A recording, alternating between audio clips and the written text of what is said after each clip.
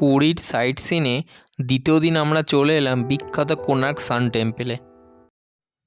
আমরা সরাসরি গাইডের মুখ থেকে মন্দিরের ইতিহাস শুনে कोणार्क मंदिर के बारे में, कोणार्क मंदिर को देखने से पहले कि कोणार्क मंदिर के बारे में मैं आप लोग को डिटेल्स में समझा देता, क्योंकि ये गजब किस्म का मंदिर है कोणार्क।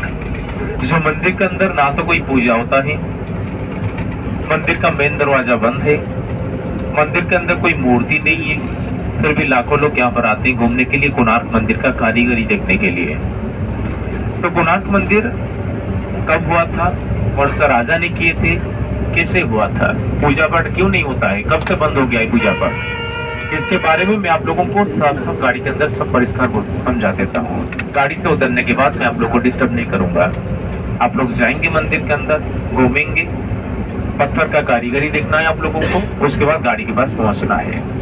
मगर ये कोणार्क मंदिर के बारे में जानकारी देने से पहले मैं आप लोगों को एक छोटा सा सवाल पूछने के लिए चाहता हूँ। आप लोग को मालूम है कोणार्क मंदिर एक्चुअली कौन सा देवता का पूजा के लिए हुआ था? सूर्य भगवान का पूजा के लिए हुआ था। सही आंसर। आप लोग ये मंदिर को कोणार्क क्यों बोलते हैं? जैसे पुरी में जगन्नाथ जी का मंदिर है, जगन्नाथ मंदिर के अंदर जगन्नाथ जी खुद ही पूजा पाते हैं। आप लोग उस मंदिर को बोलते हैं जगन्नाथ टेम्पल, ये मंदिर को बोलते हैं कोणार्क मंदिर। यहाँ पर तो सूर्य भगवान का पूजा के लिए हुआ था, मगर ये मंदिर को हम लोग कोणार्क बोलते हैं। क्यों बोलते हैं कोणार्क?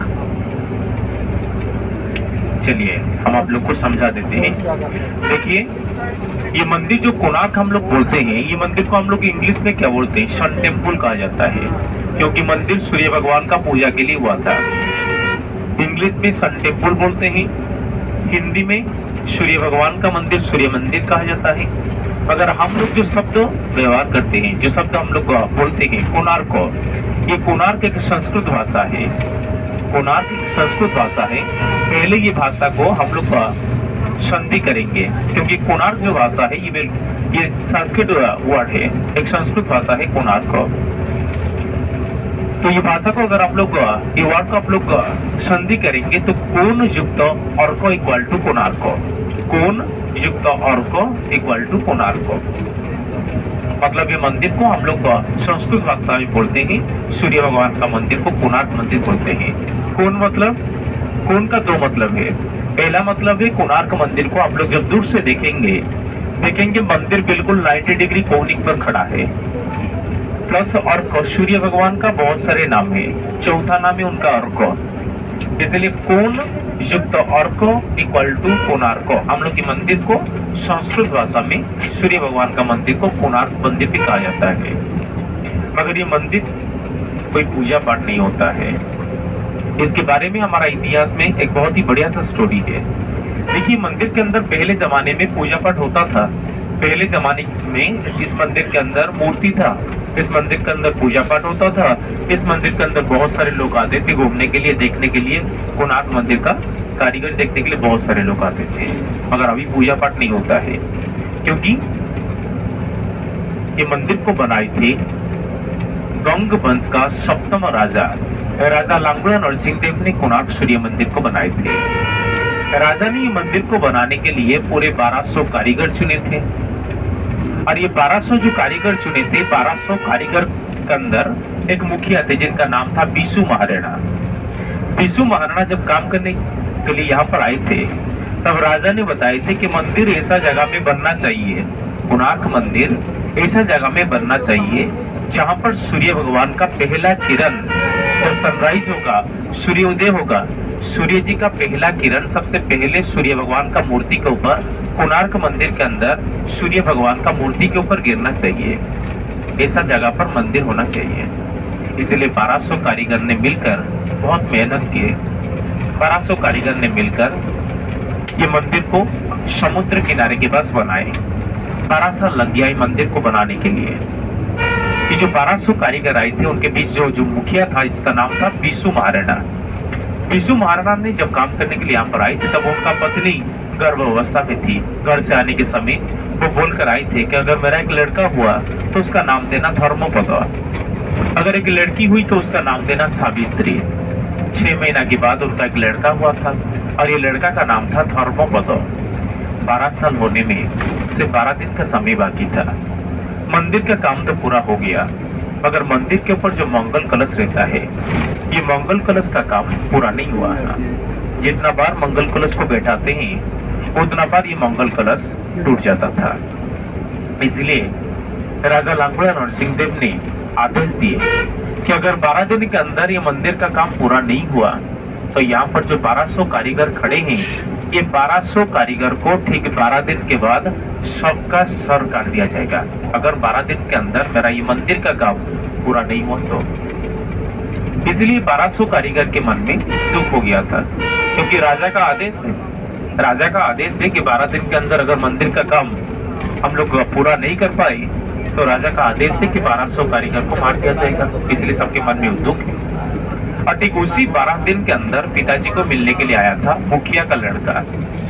मुखिया मतलब विश्व महाराणा, उसका लड़का धर्मपद। उसको 12 साल हो गया था, यहाँ पर आया था पिताजी को देखा करने के लिए। देखा सबके मन में दुख है, पूछा पिताजी सबके मन में दुख क्यों है? मंदिर का काम तो पूरा हो गया है, फिर भी सबके मन में दुख क्यों है? तो पिताजी ने उनको जवाब दिया कि मंदिर का काम तो पूरा हो गया है, मगर मंगल कलश का काम पूरा नहीं हुआ है। राजा का आदेश है, अगर मंगल कलश का काम 12 दिन के अंदर पूरा नहीं हुआ तो राजा 1200 कारीगर को मार देंगे। इसलिए ये 1200 कारीगर यहाँ पर दुख में बैठे हैं। तो ये 12 साल का लड़का बोल रहा है कि पिताजी आप मुझे एक चांस दीजिए, ये मंदिर का काम को मैं खुद पूरा कर दूंगा, क्योंकि आप घर पर जो नक्शा और किताब को छोड़कर आए थे उसको मैं पढ़कर आया हूँ। ये कोणार्क मंदिर को बनाने के लिए आप घर पर एक नक्शा छोड़कर आए थे, उसको मैं देख कर आया हूँ और ये काम को मैं पूरा कर दूंगा। उसको चांस मिला था, 12 साल का लड़का को भी चांस मिला था ये काम को पूरा करने के लिए। 12 साल का लड़का सिर्फ 4 दिन के अंदर मंदिर के ऊपर मंगल कलश का काम को पूरा कर दिया।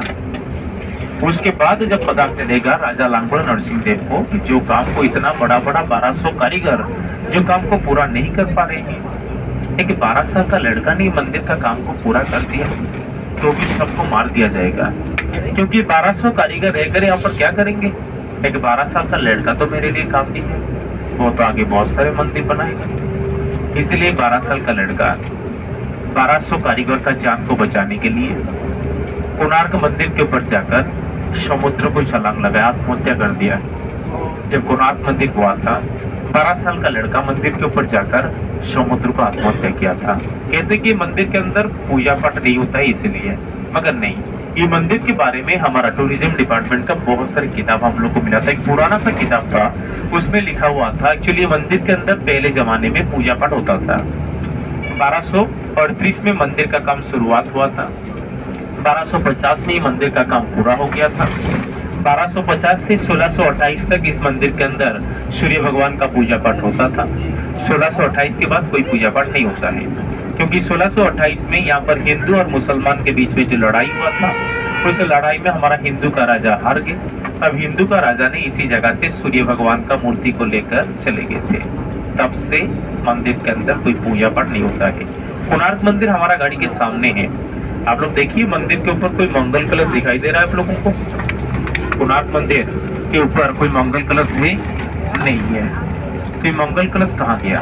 12 साल का लड़का ने इतना मेहनत करके जो मंगल कलश को बैठाया था, ये मंगल कलश कहाँ गया? मंगल कलश के नीचे एक 53 क्विंटल का पत्थर था। मंगल कलश के नीचे एक 53 क्विंटल का पत्थर था और उस पत्थर के अंदर एक मैग्नेटिक पावर था, मतलब चुंबक जैसा काम करता था ये पत्थर। समुद्र के अंदर जब ब्रिटिश सरकार का जहाज आना करता था, जहाज के अंदर एक कंपास लगता है, कंपास को डिसबैलेंस बार बार करता था। इसलिए ब्रिटिश सरकार ने मंदिर के ऊपर जो मंगल कलश था उसको तोड़कर ये पत्थर को ले चुके थे। तब से मंदिर टूटना शुरू हो गया। मगर 1828 से कोई पूजा पाठ यहाँ पर नहीं होता है, क्योंकि राजा जब हार गए थे इस लड़ाई में तो राजा इसी जगह से सूर्य भगवान का मूर्ति को लेकर चले गए थे। तब से मंदिर के अंदर पूजा पाठ बंद हो गया। 1848 में यहाँ पर सुनामी आया था, सुपर साइक्लोन आया था। सुनामी का पूरा इफेक्ट पड़ा था कोणार्क सूर्य मंदिर के ऊपर। मंदिर टूटना शुरू हुआ। जब मंदिर टूटना शुरू हुआ तब तो इंग्रेज का शासन था, इसलिए लॉर्ड कर्जन और जे बोडिलियन ये दोनों मिलकर क्या किए थे, मंदिर के अंदर बालू भर्ती करके मंदिर को बाहर से सील कर दिए, बंद कर दिए। आप लोग मंदिर के अंदर प्रवेश कर नहीं पाएंगे। आप लोगों को मंदिर के चारों तरफ से घूमना है, पत्थर के ऊपर जो खुदाई हुआ है उसको देखना है, फिर आप लोगों को गाड़ी के पास पहुंचना है। गाड़ी से उतरने के बाद आप लोग को थोड़ा आगे जाना है, बाईं तरफ से फास्ट गेट है, गेट के अंदर प्रवेश कीजिए। सेकेंड गेट के पास टिकट दिखाएंगे, उसके बाद मंदिर के अंदर प्रवेश करेंगे। चारों तरफ से घूम लीजिए, मंदिर के अंदर चारों तरफ से घूम लीजिए। আমরা বাস থেকে নেমে টিকিট কাউন্টারের সামনে দিয়ে সোজা হাঁটতে হাঁটতে সামনে চলে এলাম কোনার্ক সান টেম্পেলে। টিকিট দেখিয়ে এন্ট্রি গেট দিয়ে এন্ট্রি করে সোজা আমরা মন্দিরের দিকে চলে এলাম।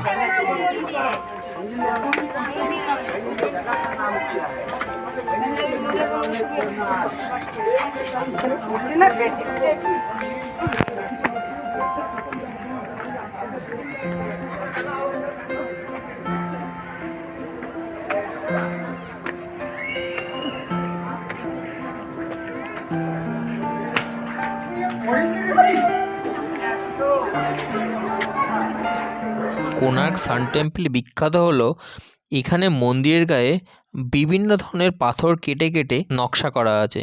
এই ডিজাইনগুলো দেখার জন্যেই মন্দির খুব বিখ্যাত।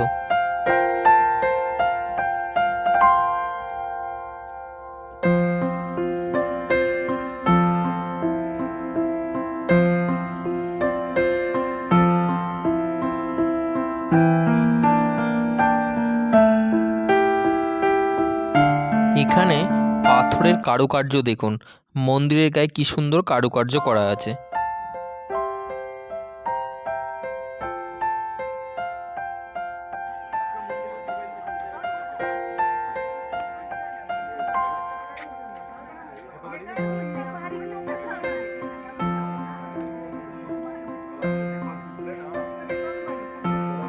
মন্দিরের এই সানডায়াল থেকেও টাইম বের করা যায়, সে নিয়েও আমার আর একটা ভিডিও আছে, সেটি অবশ্যই দেখবেন।